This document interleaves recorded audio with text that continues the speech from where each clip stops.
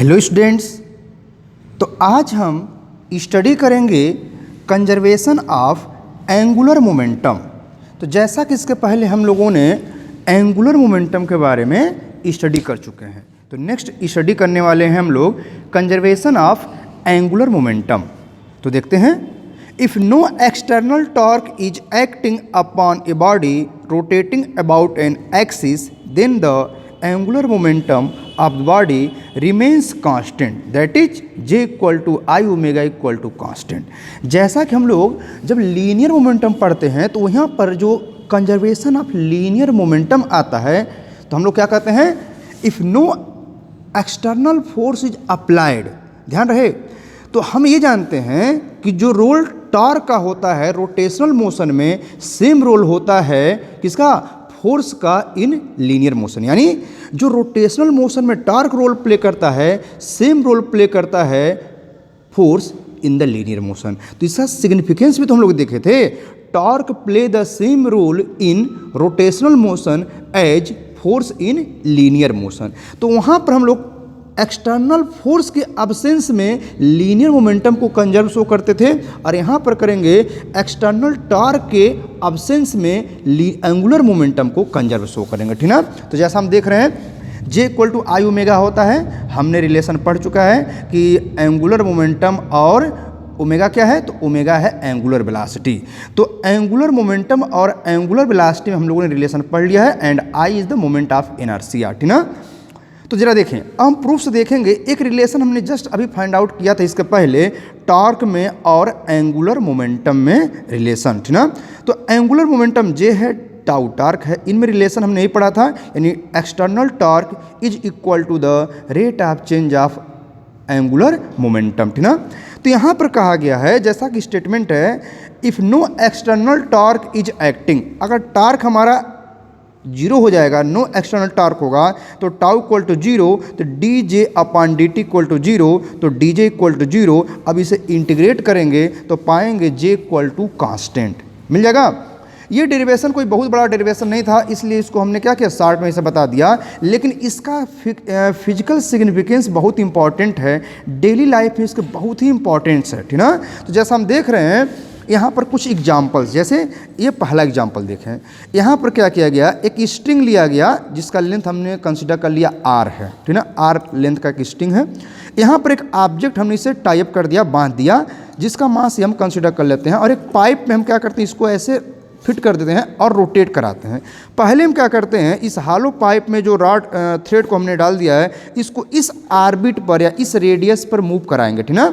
तो हम ये देखेंगे कि हमारे पास जो बॉल है वो मूव कर रहा है, उसका रोटेशंस जो हो रहा है, ठीक ना, रोटेशंस जो भी कुछ होगा, फिर क्या करेंगे हम एट एनी मोमेंट उसको सेम फोर्स से मूव कराएंगे, लेकिन यहाँ पर क्या करें, इसका जो लेंथ है उसको डिक्रीज करके इस रेडियस जगह पर ये रेडियस कर देंगे। ठीक ना।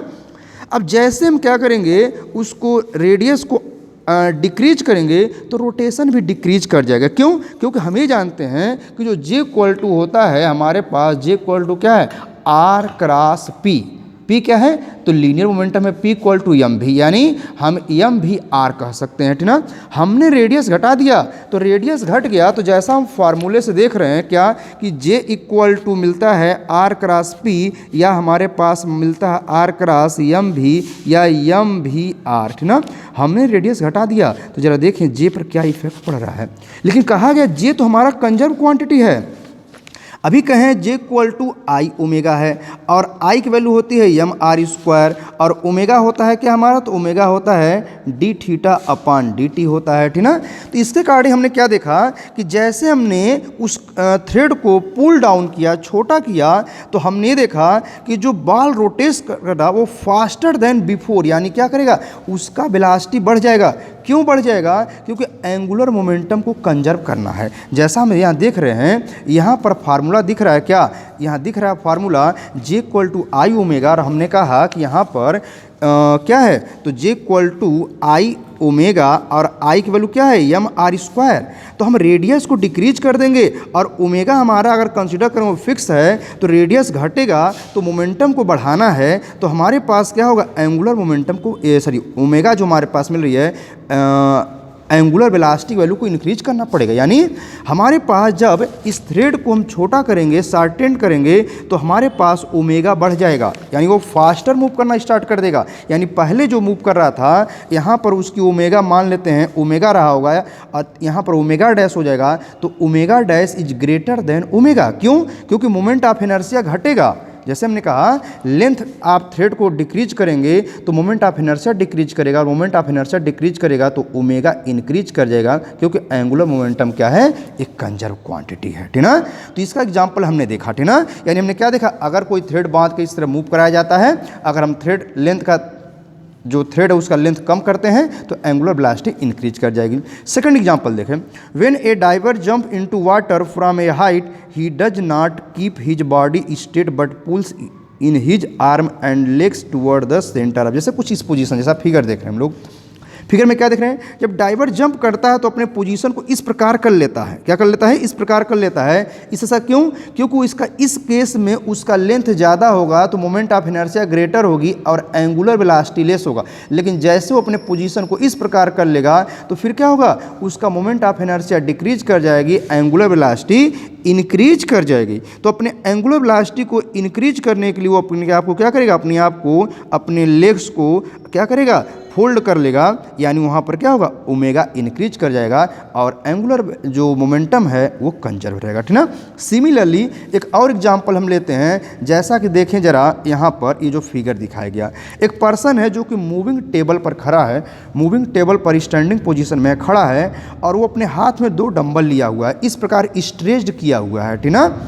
तो ये रोटेटिंग टेबल पे रोटेट कर रहा है, ठीक ना। मान लेते हैं ओमेगा एंगुलर वेलोसिटी से रोटेट कर रहा था, लेकिन क्या करे, एट एनी मोमेंट वो अपने हैंड को क्या करे, वह फोल्ड कर ले, इस तरह सिकोड़ ले, तो फिर क्या देखेगा, वहाँ पर जो रोटेटिंग टेबल का एंगुलर वेलोसिटी है वो इंक्रीज कर जाएगा। क्यों? क्योंकि यहाँ पर इसका लेंथ यह था, यानी मोमेंट ऑफ इनर्शिया ग्रेटर थी और एंगुलर वेलोसिटी लेस थी। यहाँ पर क्या हुआ, यहाँ पर लेंथ डिक्रीज किया, यानी मोमेंट ऑफ इनर्शिया डिक्रीज कर गया और एंगुलर वेलोसिटी क्या हो जाएगा, बढ़ जाएगा, ठीक ना। सेम पैटर्न में यूज करते हैं बैले डांसर। जो बैले डांसर होते हैं वो क्या करते हैं, बैले डांसर क्या करते हैं, वो भी एंगुलर वेलोसिटी को इंक्रीज या डिक्रीज कर लेते हैं अपने बॉडी को उस स्ट्रेच या फोल्ड करके, ठीक ना। तो कुछ एग्जांपल्स है हमारे पास किसके, कंजर्वेशन ऑफ एंगुलर मोमेंटम। यानी हम ये देख रहे हैं एंगुलर मोमेंटम जो होती है एक कंजर्व क्वांटिटी होता है, और इसके बारे में हम लोग आगे एक चैप्टर है क्या, ग्रेविटेशन। तो ग्रेविटेशन चैप्टर में भी कंजर्वेशन ऑफ एंगुलर मोमेंटम का कॉन्सेप्ट को हम लोग पढ़ेंगे और वहाँ देखेंगे कि जो एंगुलर मोमेंटम है वो कंजर्व क्वांटिटी है, ठीक ना। तो ग्रेविटेशन चैप्टर में जब पढ़ेंगे केपलर्स का सेकंड लॉ, वहाँ पर इसी को प्रूव करना है, कंजर्वेशन ऑफ एंगुलर मोमेंटम है, ठीक ना। तो उसके बारे में डिटेल में हम लोग वहाँ पर पढ़ेंगे। Thank you.